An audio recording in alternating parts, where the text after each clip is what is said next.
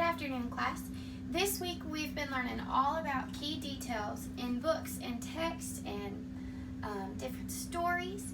And today we're going to review The Cat in the Hat.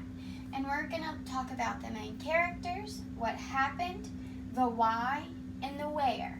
And the standard that we'll be reviewing is Standard 1. And it says, ask and answer such questions as who, what, where, when, and why, and how to demonstrate understanding of key details in a text.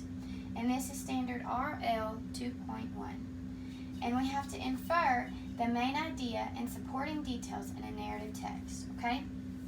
Before we go over all of this, I want you to pay no attention to this yet.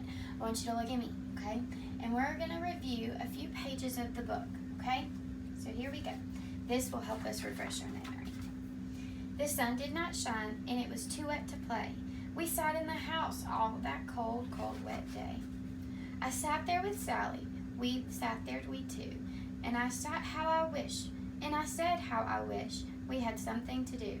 Too wet to go out and too cold to play ball. So we sat in the house and we did nothing at all. So all we could do was to sit.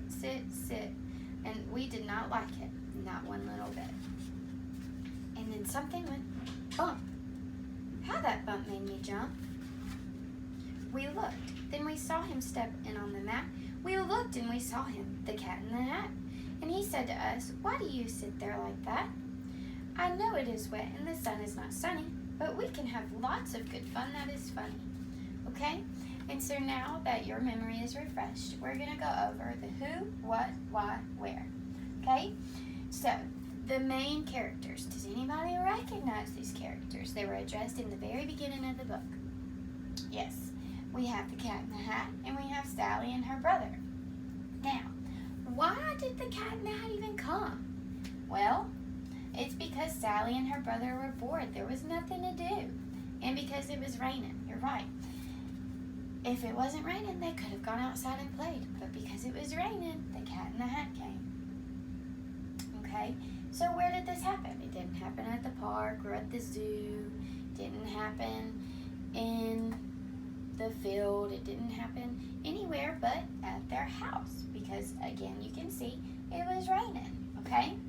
Now we're going to talk about what happened. And I'm going to open up a few pages of the book so you can see and remember what happened in that part of the story. Okay? So remember, he stacked all this stuff and he stood on all these objects and he juggled them and he sang a song and he said, look at me now with a cup and a cake on the top of my hat. I can hold up 2 books and I can hold up the fish, a little toy ship and some milk on a dish. Uh-oh. He tried to hold more and then he made a mess, right? Okay, so he made a mess and that did not help because their parents told them that they couldn't make a mess. Okay? And he's making such a big mess. Oh my gosh, you're going to get in trouble. But then what happened? Yeah, you're right. He brought thing 1 and thing 2. And did thing 1 and thing 2 help? No, not at all. Okay? So, thing 1 and thing 2 only made things worse. All right? But then what happened? The house got dirty and messy and they ran around the house and Sally and her brother couldn't catch them. And then their mom was coming home. Now, let's remember a very, very important part of the book. Did their mom walk in on this? No. She didn't even know that it happened because the Cat in the Hat had noticed what he did. So, he helped them pick up. He picked up the cake and the rake and the gown and the milk and the strings and the books and the dish and the fan and the cup and the ship and the fish. And he put them away. That is it. And then he was gone. Okay? So, you guys did very good. And I'm so proud of you for being able to recognize the who, the what, the why, the where. And I'm so excited for next week whenever we can learn about more important parts of text and we can find more details in the text. And you guys did very good today.